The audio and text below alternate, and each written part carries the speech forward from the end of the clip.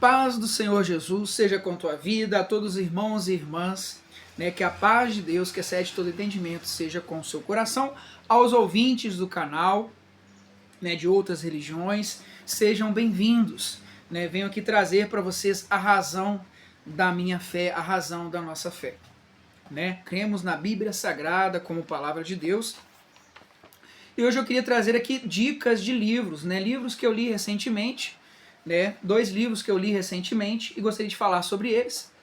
Né, um é este daqui, Judaísmo e Escatologia. Eu li recentemente e gostei muito. Né? Judaísmo e Escatologia nas leituras dos judeus nazarenos, de Ezra Ben Or. Aqui você pode adquirir pelo Mercado Livre, eu gostei muito desse livro. Ele traz aqui uma visão, né, escatológica dos judeus messiânicos. Né? Quem que são os judeus messiânicos? São aqueles judeus que creem que Cristo é o Messias, que creem que Jesus é Deus, né? Ou seja, são cristãos, são os nossos irmãos em Cristo.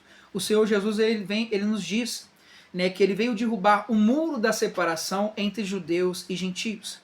Ele não veio anular a lei de Deus, ele veio derrubar o muro da separação entre judeus e gentios, ou seja, ele veio trazer a salvação a todos os povos. Através de Cristo nós somos aproximados da comunidade de Israel.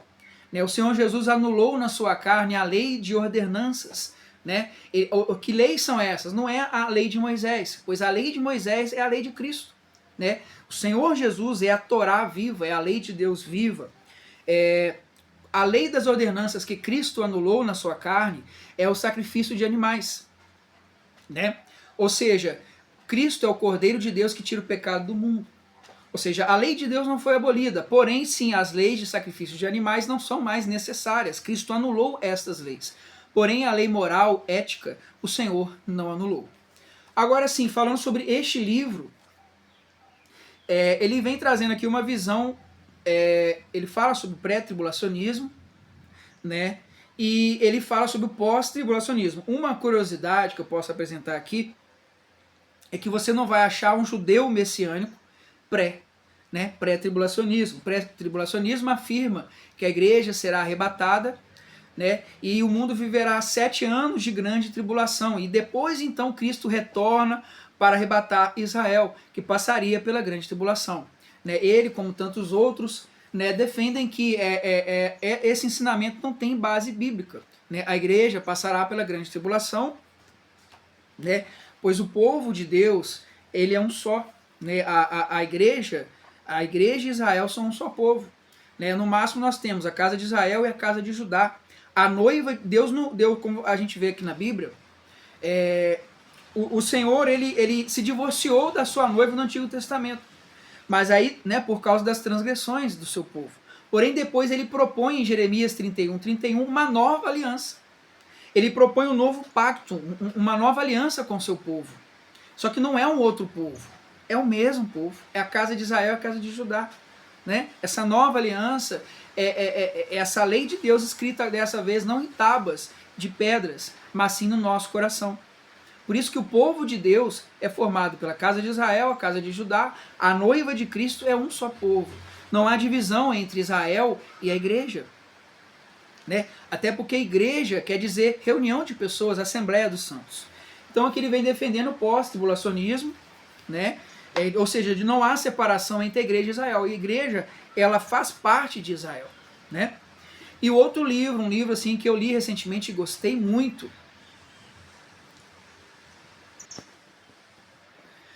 um livro que eu li recentemente e gostei muito é este aqui, Tirando os Óculos Romano. Né? Como ler a Bíblia sem a visão de Roma. Né? Do autor aqui, Robson Brumati. Um livro sensacional, aqui umas 400 páginas, né?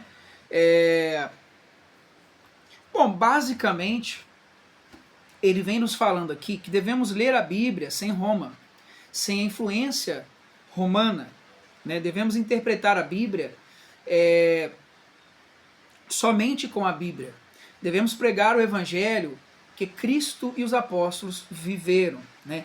A teologia dele aqui se aproxima muito dos judeus messiânicos, né? Ou seja, aquela teologia que prega a restauração do Evangelho conforme os ensinos de Cristo, né, ali até o 3º século.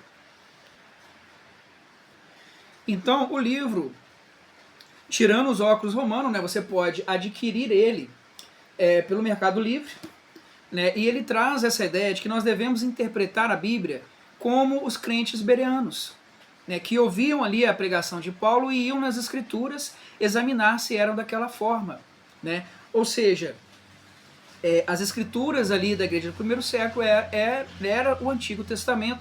É claro, o Novo Testamento também logicamente, a palavra de Deus, né, revelada à sua igreja. Então ele vem defendendo isso. Como que era a igreja, chamada igreja primitiva, até o 3º século, né?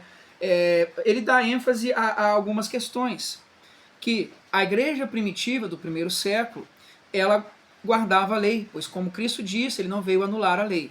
Então o Senhor Jesus, Paulo e os discípulos guardavam o sábado, né, observavam a guarda do sábado, e também a questão das festas, né, conforme Levítico 23 diz, estas são as festas do Senhor. Então ele traz essa ênfase também de que a igreja de Cristo, ela deve ter esse pensamento de que a lei do Senhor não foi abolida, de que devemos guardar o sábado, né, de que isso não é coisa de adventista ou de judeu messiânico, é coisa da igreja, né, e de que também deveríamos comemorar as festas bíblicas, né. Então o autor aqui do livro, ele vem defendendo a ideia de que a igreja deveria guardar a lei do Senhor, inclusive as festas. Eu mesmo, muitas vezes não dava atenção a essa questão das festas. A gente vê muitas vezes como festa judaica, né? Só que não. A gente vê aqui em Levítico capítulo 23, né? Fala aos filhos de Israel e diz-lhes a respeito das solenidades do Senhor, ou festas do Senhor. Proclamareis que serão santas convocações, essas são as minhas solenidades, as minhas festas. Né? Trazendo aqui o entendimento de que a igreja deveria comemorar as festas do Senhor, que elas não são só festas dos judeus. Inclusive, o livro de Zacarias, né? Zacarias também nos fala, Zacarias 14, versículo 16, nos diz assim, e acontecerá, aqui já falando da vinda do Senhor, né? E acontecerá que todos os que restarem de todas as nações que vieram contra Jerusalém subirão de ano em ano para adorar o Rei, o Senhor dos Exércitos, e para celebrar a festa dos tabernáculos. Ou seja, aqui ele vem falando que na vinda do Senhor as nações virão a Jerusalém comemorar as festas dos tabernáculos, né? Então assim, qual que é a crítica que ele vem trazendo? Até teve um vídeo que eu gravei uma leitura do livro, né? Mas a ideia aqui é o seguinte, como era a igreja até o 3º século? O Senhor Jesus, os apóstolos, os discípulos comemoravam as festas judaicas, né? A Páscoa, a festa dos tabernáculos, o Pentecostes, né? Como sabemos, elas são sombra de Cristo. As festas bíblicas, elas nos revelam várias coisas, como a vinda do Senhor, né, o sacrifício de Cristo, enfim, todas elas têm uma simbologia. E por que a igreja cristã não comemora as festas do Senhor? Aí muitos teólogos vão falar, né, se a teologia convencional diz, não, isso aí é coisa judaizante. Quando você comemora as festas bíblicas, você está sendo judaizante. Ou seja, a teologia qual conhecemos, ela criou um muro da separação entre judeus e gentios. Conforme Efésios 2 e Romanos 11, o povo de Deus é um só. Se o povo de Deus é um só, por que os judeus guardam sábado e os cristãos guardam domingo? Se o povo de Deus é um só, por que os judeus messiânicos comemoram as festas do Senhor e nós não comemoramos? Isso aí é coisa de judaizante, o pessoal normalmente diz isso, só que não.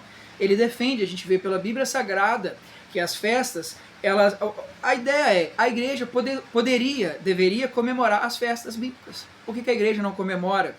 As igrejas amam fazer festividade, congresso, ok. Mas a igreja deixou de comemorar as festas do Senhor, que tem uma mensagem bíblica profunda para nós. Né? Então fica aqui a dica, né, de que a igreja de Cristo comemore as festas do Senhor. Não são festas dos judeus, são festas do Senhor. Inclusive o sábado, né? O sábado também é uma festa do Senhor. Enfim, eu não quero assim estender muito o assunto, né? Quem quiser aí, tiver interesse, né, pode dar uma olhada nesse livro.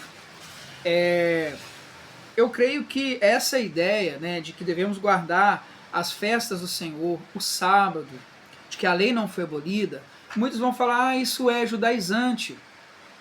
Só que eu não creio que a questão é ser judaizante. A questão é ser fiel, né, à palavra de Deus, né, ser fiel às Escrituras. Né, como nos diz ali Romanos 7,12, porque a lei do Senhor é santa e o mandamento santo, justo e bom. Então o mandamento é santo, o mandamento é espiritual, o mandamento é justo e é bom. Né? Então é isso aí. Assim eu gostaria de finalizar aqui essa mensagem. Ó, muitas pérolas, tá? Este livro. Aconselho aí quem quiser pode adquirir ele pelo Mercado Livre. Né? Fica aqui para a nossa meditação. Então assim eu gostaria de finalizar, né, este vídeo. A palavra de Deus nos diz, né, em Mateus capítulo 15, este povo honra-me com os lábios, mas o seu coração está longe de mim. E em vão me adoram, ensinando doutrinas que são preceitos de homens. Né? Então fica aqui para a nossa meditação, se estamos seguindo de fato a palavra de Deus, ou seguindo doutrinas de homens. Né? O Senhor Jesus ele não foi contra a sua lei, ele foi contra os ensinamentos de homens, pois muitos ali anularam a sua lei, estabelecendo doutrinas de homens. Né? Na nova aliança, a noiva, né, a igreja, tem a lei de Deus gravada no coração e na mente. Quem não tem a lei de Deus não faz parte da noiva. Né? Que possa ficar então para a nossa meditação. Com certeza tem muitas coisas. Eu assim acho uma mensagem de grande importância para nós, né? Porque nós sabemos que na nova aliança a noiva de Cristo ela se atavia, né? Conforme ali a parábola das 10 virgens, temos que ter a lâmpada e temos que ter também o azeite. Em Apocalipse 19 nos diz, né, que as vestes da noiva, do cordeiro, são os atos de justiça dos santos. Né, que possamos ser fiéis à lei do Senhor, guardar os seus mandamentos e nos atentar para a sua palavra. Assim eu quero finalizar, como eu falei, tem muitas pérolas, né? Inclusive aquela parábola que o reino de Deus é como aquele que acha uma pérola escondida. Né? O Senhor Jesus ele falava por parábolas para a multidão, mas por seus discípulos ele revelava os seus mistérios, os seus oráculos. Né? Que possamos, o Espírito Santo de Deus possa nos revelar os seus mistérios, os seus oráculos, né? E que possamos não ficar apenas no superficial. Né? E assim eu finalizo, né, esta mensagem, esta palavra, né? Que o Espírito Santo de Deus fale melhor a cada coração.